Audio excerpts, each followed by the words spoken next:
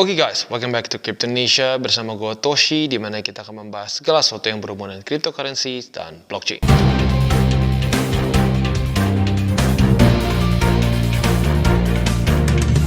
Oke, jadi pada hari ini guys, kita akan update mengenai on-chain analysis. Ya, tepatnya ini mungkin update setelah drop signifikan kemarin ya.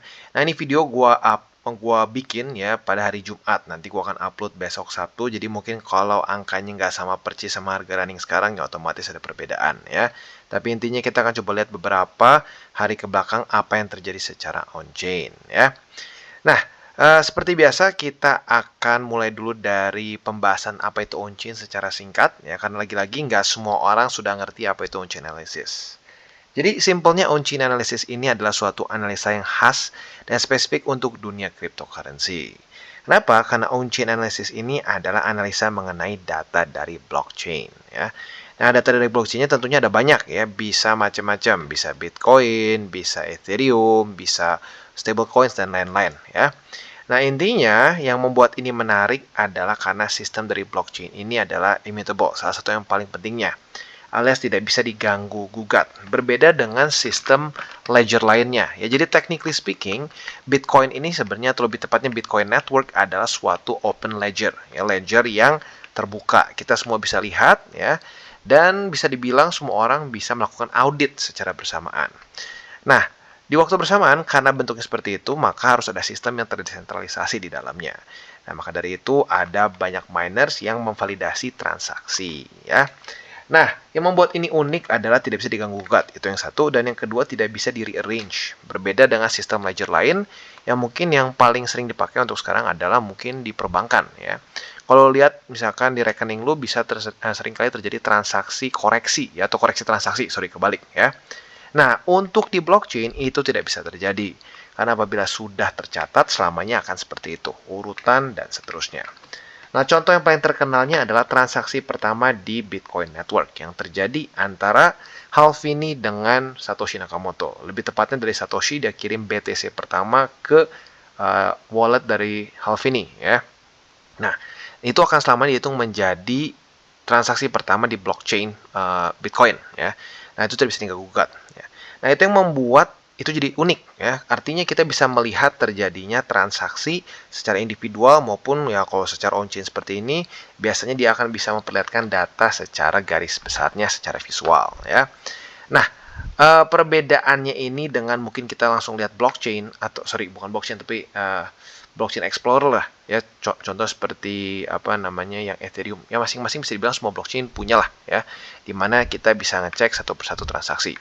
Nah, tetapi kalau kita ngecek satu persatu transaksi, kita sebagai manusia normal tentunya nggak akan bisa menemukan satu pattern ya. Nah, dengan menggunakan UI seperti CryptoQuant, lalu Glassnode, dan lain-lain, di sini kita bisa menemukan suatu pola yang terjadi secara on-chain ya. Nah, tapi satu hal dulu disclaimer, benar, dengan on-chain kita bisa melihat pergerakan para bandar, para whales, apapun itulah kata-katanya ya. Nah, itu yang paling orang Indonesia suka ya. Orang berpikir bahwa, oh, bandar itu nggak pernah salah, bandar nggak pernah kalah ya. Nah, tetapi justru dengan on-chain analysis ini, kita malah bisa sering kali melihat para bandar akumulasi di waktu yang kurang tepat, dan mungkin menjual juga dalam waktu yang kurang tepat ya. Jadi intinya apa? Intinya ini bukanlah pengganti teknika analisis. Jadi jangan berpikir bahwa oke, kalau ini on-chain-nya sudah begini maka kita buy pasti profit. Nggak ada yang namanya pasti ya. Malah justru sekali lagi ini menunjukkan bahwa pada faktanya tidak ada yang benar-benar menguasai market 100% ya, kecuali dia bikin marketnya sendiri gitu ya. Oke, nah tanpa lama-lama lagi kita akan langsung masuk dulu ke bahan kita yang pertama, yang seperti biasa kita akan bahas pertama kali, yaitu adalah Bitcoin Exchange Net Flow. Nah, pertanyaan selanjutnya adalah, Bang, kenapa net flow? Kenapa nggak bahas outflow aja? Kan banyaknya yang lain tuh bahasnya outflow inflow. Nah, jawabannya langsung kita lihat sendiri di sini. Karena net flow itu adalah inflow dikurangi outflow. Jadi itu adalah langsung selisih. Ya, kalau lu cuma baca outflow sama inflow aja, lu harus selisihin sendiri. Kalau cuma baca salah satunya, berarti lu datanya nggak komplit. Gitu ya. Nah, cara bacanya seperti apa? Cara bacanya di sini akan ada dua bar lah, gue bilangnya ya, bar hijau dan bar merah. Kalau kita biasa baca TA, merah itu artinya bearish, untuk hijau artinya bullish. Tetapi di sini kebalik. Kenapa? Karena kalau kita di sini untuk spot exchange, high value mengindikasikan increasing selling pressure ya. Nah, maka dari itu hijau seperti ini ya atau value tinggi ini menunjukkan bahwa banyak orang yang mengirimkan BTC dia ke dalam exchanger. Nah, itu artinya apa? Artinya kemungkinan besar mereka akan melakukan possible selling. Sekali lagi, penekanannya adalah possible selling ya, bukan pasti selling. Nah, maka dari itu biasanya apabila terjadi seperti ini, high value seperti ini, biasanya ada terjadi koreksi. Selalu nggak Bang? Nggak selalu, tetapi seringkali terjadi koreksi. Ya. Nah, kalau kita lihat dalam berapa ya? Dalam ya mungkin seminggu terakhir lah ya. Untuk seminggu terakhir, bisa dibilang pada tanggal 4 sampai tanggal 6 Maret ini saat Bitcoin stagnan di daerah 22 ribuan ya, 22.300, 22.600-an, terjadi 3 hari tanggal 4, 5, dan 6 di mana mereka itu banyak terjadi inflow ya. Artinya para retailers dan bandar, karena lagi-lagi ini data retailers dan bandar ya untuk ini, untuk exchange net flow. Banyak melakukan inflow. Artinya possible selling ya. Dan ini mengindikasikan mereka mungkin merasa ini kayaknya bakal turun. Makanya mereka mulai pada selling dulu di sini dan ternyata beneran turun ya. Nah, tetapi yang mungkin mereka kaget adalah di tanggal 9 kemarin justru bukannya dia naik, malah lanjut lagi lebih dalam. Jadi sebenarnya pada tanggal 8-nya para retailers dan bandar salah akumulasi ya, atau lebih tepatnya mereka salah prediksi bahwa ini akan mantul. Nah, ini kalau kita ngomongin secara TA-nya 21.700-an itu ada memang support yang penting di situ. Buat lo yang sudah nonton DCWT kemungkinan besar sudah tahu support apa yang gue bahas. Nah, jadi lagi-lagi seperti yang gue bilang ya, on-chain ini justru menunjukkan bahwa para bandar itu sometimes benar ya, kadang-kadang benar, kadang-kadang juga salah seperti di sini ya. Jadi nggak ada dewa tuh dalam market. Pasti ada kesalahan ya. Nah, lalu untuk hari besoknya ya waktu tanggal 9 banyak yang panik dan banyak melakukan inflow, kemungkinan di sini selling ya. Jadi mungkin yang pada beli di sini panik, besoknya jual lagi ya. Dan hari ini para retailers dan bandar kembali melakukan akumulasi lagi, ada 5.900 BTC yang ditarik dari exchanger. Nah, selanjutnya kita akan melihat data versi minernya. Perbedaannya apa? Ini literally the same ya, sama-sama net flow, cuma perbedaannya yang dihitung di sini adalah wallet-wallet para miners ya. Nah, jadi ini data retailers dan bandar, di sini data para miners ya. Nah, kalau kita lihat ya bisa dibilang even worse ya, lebih parah. Dia justru waktu lagi masa-masa di tanggal 3 sampai tanggal 6 di mana BTC stagnan di 22.000 setengahan ya. Waktu di sini para retailers dan bandar banyak menjual BTC mereka atau possible selling lah ya, jangan bilang menjual, possible selling. Tetapi para miners di sini malah akumulasi. Jadi mereka saat akumulasi di sini malah lanjut lagi turun. Nah, tetapi perbedaannya para bandar di tanggal 7 dan bukan para bandar, para miners di tanggal 7 dan tanggal 8 ada inflow tapi nggak terlalu besar. Ya, jadi mereka cenderung menahan BTC mereka. Bahkan dalam 2 hari terakhir 9 dan 10 ya dia malah cenderung sedikit akumulasi ya. Jadi intinya bisa dibilang ada kemungkinan ini kehilangan momentum karena para retailers dan bandar mulai sedikit jual di sini. Tapi di waktu bersamaan saat para retailers dan bandar akumulasi lagi di tanggal 8 Maret tepatnya di 21.700, malah yang aneh tidak mantul ya. Nah, jadi ada kemungkinan penyebab ini semua adalah dari leverage ya. Nah, selanjutnya kita akan masuk ke estimated leverage ratio. Nah, tetapi sebelum kita masuk ke situ, kita akan dengar dulu pesan-pesan dari sponsor kita dan juga stay tune untuk besok ya. Besok kita akan bahas mengenai beberapa hal penting di 2023 yang kemungkinan besar akan bisa mengubah arah market. Ya, apakah akan lanjut turun ya, mungkin malah bisa ke 15.000 lagi atau malah bisa lanjut naik. Ini literally minggu penentuan. Oke, today's video is brought to you by Bybit. Dan ada berita bahagia bagi kalian yang promo hunter karena sekarang Bybit sedang ada event baru buat lo yang tinggal di Philippines, Indonesia, dan Thailand. Nama eventnya adalah Roda Keberuntungan. Dulu sudah pernah ada, sekarang ada lagi. Keren banget ya, dan kalian bisa memenangkan peluang 100% ya, berbagai macam hadiah yang ada di sini ya. Yang pertama ada token senilai 41.000 USD totalnya ya, iPhone 14, Smart TV, dan motor Yamaha. Lebih spesifiknya adalah kalian bisa memenangkan satu hadiah utama 10.000 USDT, ini artinya sekitar 150 juta ya.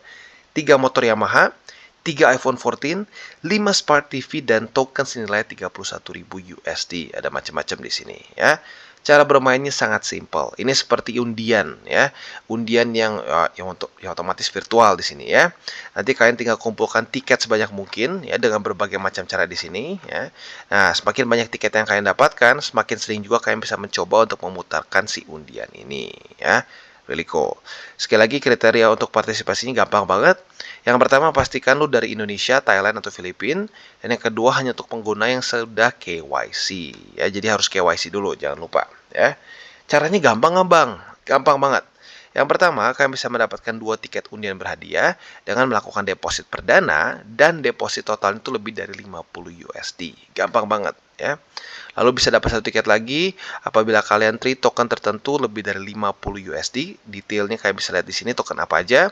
Lalu juga ada 1 tiket undian berhadiah lagi apabila mendapatkan atau lebih tepatnya spot trading volume-nya melebihi 2000 USD. Dan juga bisa dapat 1 lagi tiket apabila spot trading lebih dari 20.000 USD. 1 tiket lagi untuk perdagangan derivatif lebih dari 20.000 dan banyak lagi ya. Jadi lagi-lagi untuk dapat tiketnya awalnya gampang banget ya, otomatis makin kesini makin susah. Tapi otomatis dengan hadiah seperti ini tentunya tetap menarik ya. Jadi buat lo yang mau ikutan jangan lupa untuk bisa cek link referaksi di bawah dan selalu trade di Bybit. Oke, dan selanjutnya kita masuk ke Bitcoin Estimated Leverage Ratio, di mana kita menggunakan data All Exchange. Nah, ini apaan bang? Ini simpelnya adalah open interest dibagi dengan coin reserve. Ini menunjukkan seberapa besar leverage yang dipakai oleh para user on average. Ya, jadi simpelnya garis ungu ini semakin tinggi, semakin besar leverage yang dipakai di market. Ya. Nah, biasanya terjadi 2 fenomena di sini, ya, fenomena ekstrimnya. Yang pertama adalah short squeeze atau long squeeze. Nah, yang pertama kita akan bahas dulu mengenai short squeeze. Bentuknya kurang lebih seperti ini. Biasanya harga akan stagnan, ya, tetapi estimated leverage ratio meningkat. Ya. Nah, apa yang terjadi? Sebelum kita masuk ke situ, posisi short ini harus kita tahu ini adalah suatu selling pressure. Ya. Jadi, apabila selling pressure itu berkurang, contoh ada yang kena likuidasi, ya, ada yang kena likuidasi, maka harga akan cenderung meningkat. Ya, jadi kita ambil contoh misalkan jangan si Budi lah, si A dan si B. Ya, mereka sama-sama beli di angka 9.161 pada tanggal 20 Juli. Ya. Nah, anggap si A harga likuidasi itu di sini di 9.600 dan si B misalkan di sini ya di 9.900. Saat dia trading di sini harga mulai meningkat, bam. Yang terjadi apa? Si A kena likuidasi.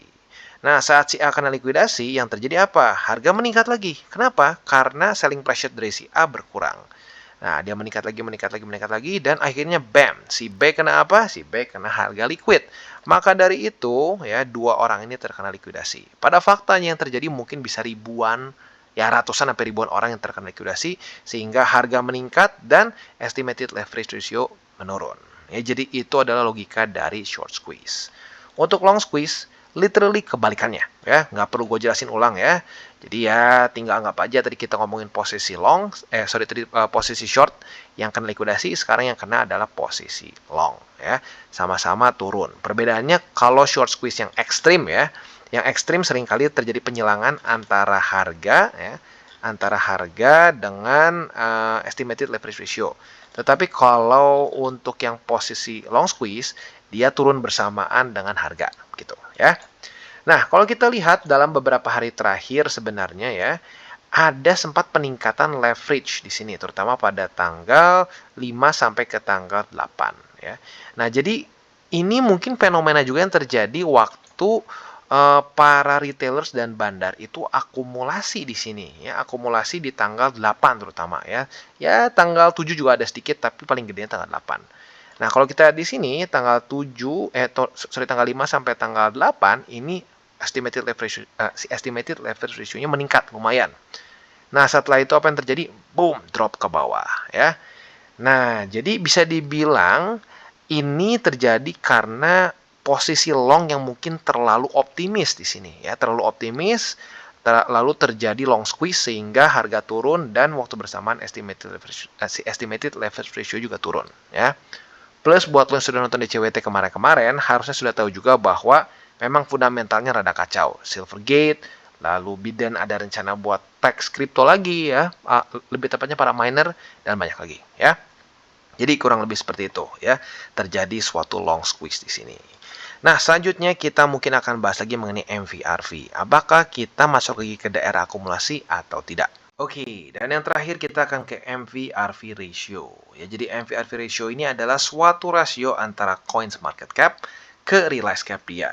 Nah, ini mengindikasikan apa harga ini sedang overvalued atau tidak, ya. Cara pakainya literally percis seperti RSI. Anggap ini 70, ini 30 kalau defaultnya, ya. Tapi lagi-lagi cara pakainya kayak RSI, tapi ngitungnya bukan kayak RSI, ya. Nah, kalau kita lihat di sini berarti andaikan dia di atas dari 3,7, ini mengindikasikan bahwa dia itu sedang overvalued. Apabila di bawah dari 1, ini menunjukkan dia sedang undervalued, ya.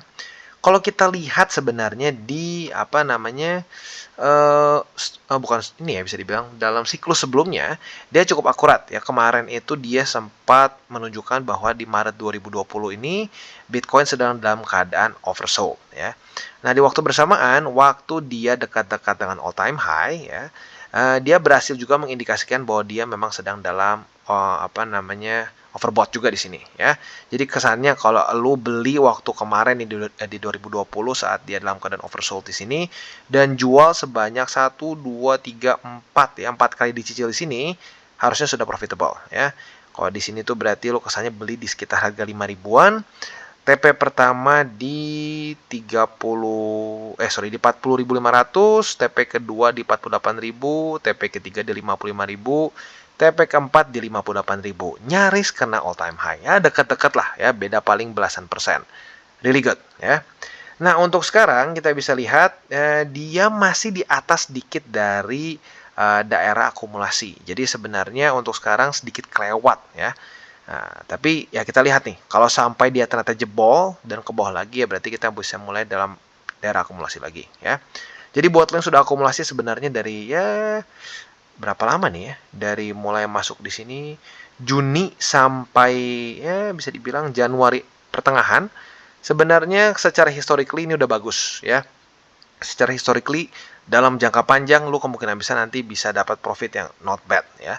Nah, tetapi kalau menurut gue pribadi, MVRV ini nggak bisa lu pakai sendirian ya. Jadi ini bisa menjadi salah satu patokan yang bagus untuk makro jangka panjang. Tapi kalau lu pengen lebih detailnya, lebih baik lebih baik ke DCWT supaya kita bisa bahas secara teknikal analisisnya ya. Jadi kurang lebih seperti itu. Untuk sekarang MVRV-nya masih belum dalam daerah akumulasi lagi, tapi kita lihat nanti dalam beberapa hari ke depan. Jadi overall seperti itu update on-chain analysis kita. Dan yang pasti gue ingatkan sekali lagi, jangan sampai pakai uang panas, apalagi di dunia cryptocurrency di mana kita tahu kripto itu sangat volatile. Dan yang kedua juga jangan lupa bahwa lebih baik kita berpikir kripto ini untuk jangka panjang. Jadi jangan untuk spekulasi pengen cepat kaya dalam beberapa bulan. No, ya. Kita mikirnya untuk ya uang pensiun kita gitu ya untuk masa depan. Dan buat kalian yang belum nonton DCWT atau Daily Charting with Toshi, bisa klik di sini, di mana kita akan daily chart your favorite cryptocurrencies. Dan buat lo mungkin masih bingung cara baca chart, candles, dan hal-hal mendasar lain, bisa juga klik di sini, ada tutorials with Toshi. Dan buat lo yang belum punya mungkin akun di beberapa exchanger besar, bisa cek link reflektor di bawah. Dan jangan lupa juga untuk join Telegram grup kita, di mana kita bisa ngobrol-ngobrol santai mengenai dunia cryptocurrency secara dua arah. So jangan lupa untuk like, subscribe, click the bell icon, and see you on the next video.